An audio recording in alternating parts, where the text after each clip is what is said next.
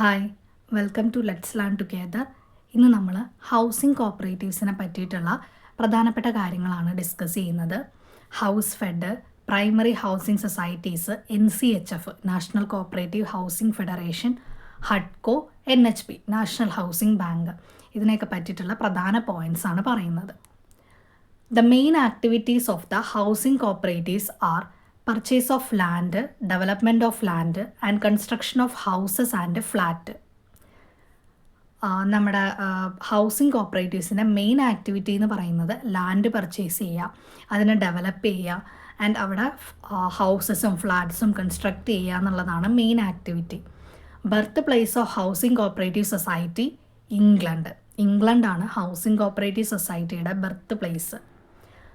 Saraswat Cooperative Housing Society is the first housing society in India. First housing society in Kerala, Kannur.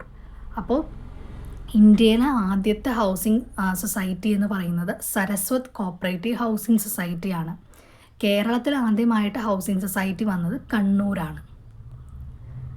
കേരളത്തിൽ housing societies, housing cooperatives ഒരു 2 tyre സ്ട്രക്ചറാണുള്ളത്. ഇതിൻ്റെ അപ്പെക്സിൽ വരുന്നത് house fed ആണ് and പ്രൈമറിയിലുള്ളത് primary housing സൊസൈറ്റിയാണ്. ഈ primary housing society പ്രധാനമായിട്ടും 5 ടൈപ്പാണുള്ളത്. അത് cooperative building society, cooperative house building society, cooperative house construction society, cooperative tenant housing society, cooperative house mortgage society. അങ്ങനെ 5 ടൈപ്പാണ് പ്രധാനമായിട്ടുള്ള ഹൗസിംഗ് സൊസൈറ്റീസിൻ്റെ ടൈപ്പ്. ഇതിൽ ആദ്യത്തേതെന്ന് പറയുന്നത് കോപ്പറേറ്റീവ് ബിൽഡിംഗ് സൊസൈറ്റിയാണ്. കോപ്പറേറ്റീവ് ബിൽഡിംഗ് സൊസൈറ്റി എന്ന് പറഞ്ഞിട്ടുണ്ടെങ്കിൽ long term loans are provided to the members and they construct the houses on the site already owned by them. The member pledge their house as security of loan എന്ന് പറഞ്ഞാൽ സൊസൈറ്റികൾ മെമ്പേഴ്സിന് long term loan കൊടുക്കും.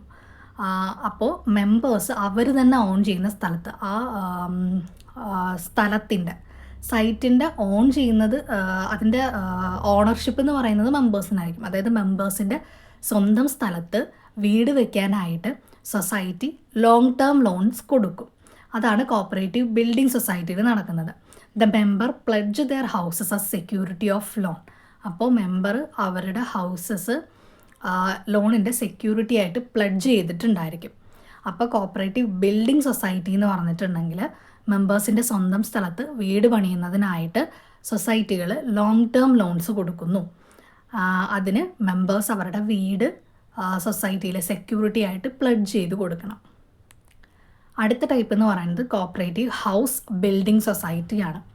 The society acquire the land and construct houses and sold it to members. Individual ownership prevail.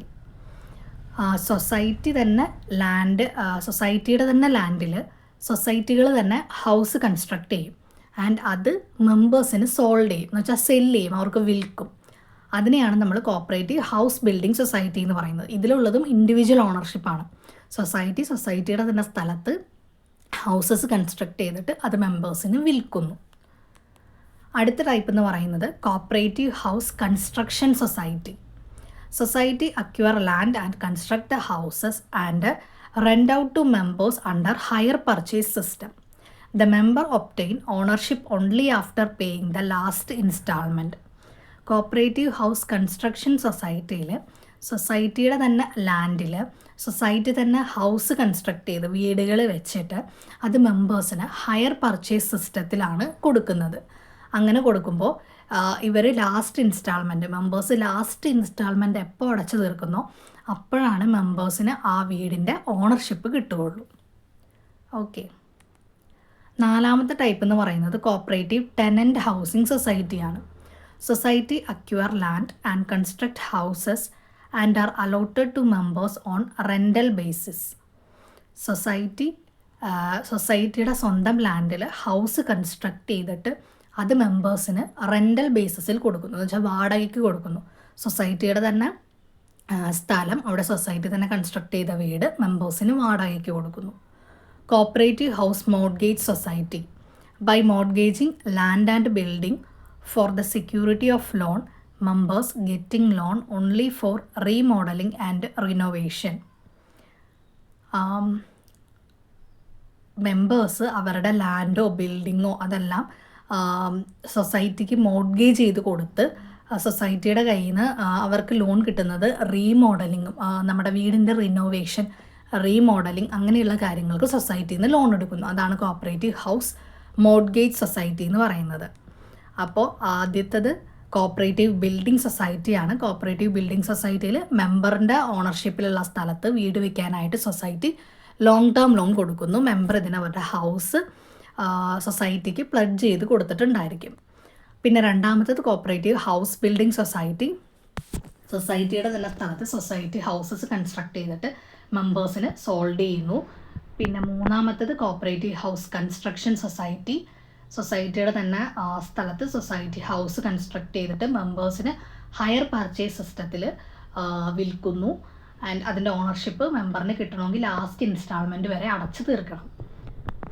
അടുത്തത് cooperative tenant housing society. സൊസൈറ്റിയുടെ തന്നെ സ്ഥലത്ത് society house construct ചെയ്തിട്ട് മെമ്പേഴ്സിന് റെൻ്റൽ ബേസിസിൽ കൊടുക്കുന്നു, വാടകയ്ക്ക് കൊടുക്കുന്നു. പിന്നെ കോപ്പറേറ്റീവ് ഹൗസ് മോഡ്ഗേജ് സൊസൈറ്റി. അത് ലാൻഡോ ബിൽഡിങ്ങോ അങ്ങനെ ലോണിന് മോഡ്ഗേജ് ചെയ്ത് സൊസൈറ്റിയിൽ വെച്ചിട്ട് റിനോവേഷനും റീമോഡലിങ്ങിനും ഒക്കെ സൊസൈറ്റിയിൽ നിന്ന് ലോൺ എടുക്കുന്നു. അതാണ് അഞ്ചാമത്തെ ടൈപ്പ്. ഓക്കെ, അപ്പോൾ ഇത്രയാണ് പ്രധാനപ്പെട്ട പ്രൈമറി ഹൗസിംഗ് സൊസൈറ്റീസ് വരുന്നത്. അടുത്തത് ഹൗസ് ഫെഡ്. അതാണ് അപ്പെക്സ്. 2 ടയർ സ്ട്രക്ചറിൽ അപ്പെക്സ് ആണ് house fed. Kerala state cooperative housing federation. Registered on 23rd April 1970. Head quarters Ernakulam. Apex federation of housing cooperatives. Primary housing cooperative society are the A-class members of HouseFed. HouseFedൻ്റെ A-class members എന്ന് പറയുന്നത് primary housing cooperative societies ആണ്. Major source of fund is from LIC and ഹഡ്കോ. ഹഡ്കോയും LICന്നുമാണ് house ഫെഡിലേക്ക് കൂടുതലായിട്ടുള്ള ഫണ്ടുകൾ വരുന്നത്. രണ്ട് ഈ LICയും ഹഡ്കോയും ആണ് നമ്മുടെ ഹൗസ് ഫെഡിനെ സഹായിക്കുന്നത്. അടുത്തത് NCHF ആണ്, national cooperative housing federation. National ലെവലിലുള്ള ഫെഡറേഷനാണ് NCHF എന്ന് പറയുന്നത്. ഹെഡ് ക്വാർട്ടേഴ്സ് ന്യൂഡൽഹിയാണ്. Established in 1969. House fed affiliated with NCHF. House fed NCHF ആയിട്ട് അഫിലിയേറ്റ് ചെയ്തിട്ടുണ്ട്. ഓരോ സ്റ്റേറ്റിലുള്ള ഹൗസിംഗ് കോപ്പറേറ്റീവ്സിൻ്റെ അപ്പെക്സുകളെല്ലാം ഈ NCHF ആയിട്ട് അഫിലിയേറ്റ് ചെയ്തിട്ടുണ്ടായിരിക്കും. NCHFൻ്റെ പബ്ലിക്കേഷനാണ് കോപ്പറേറ്റീവ് ഹൗസിംഗ് ഇൻ ഇന്ത്യ എന്ന് പറയുന്നത്. അടുത്തത് ഹഡ്കോ, housing and urban development corporation. അതാണ് ഹഡ്കോ എന്ന് പറയുന്നത്. Setup in 1970 as per Indian companies act 1956. 1956 companies act പ്രകാരമാണ് ഹഡ്കോ രജിസ്റ്റർ ചെയ്തിരിക്കുന്നത്. 1970 ഹഡ്കോ വന്നത്. ഹെഡ് ക്വാർട്ടേഴ്സ് ന്യൂഡൽഹിയാണ്. It is a government-owned institution. ഹഡ്കോ finance and undertake housing and urban development program. ഹഡ്കോ ചെയ്യുന്നത് ഹൗസിംഗ് അർബൻ ഡെവലപ്മെൻറ്റ് പ്രോഗ്രാംസ് എല്ലാം ഹഡ്കോയാണ് ചെയ്യുന്നത്.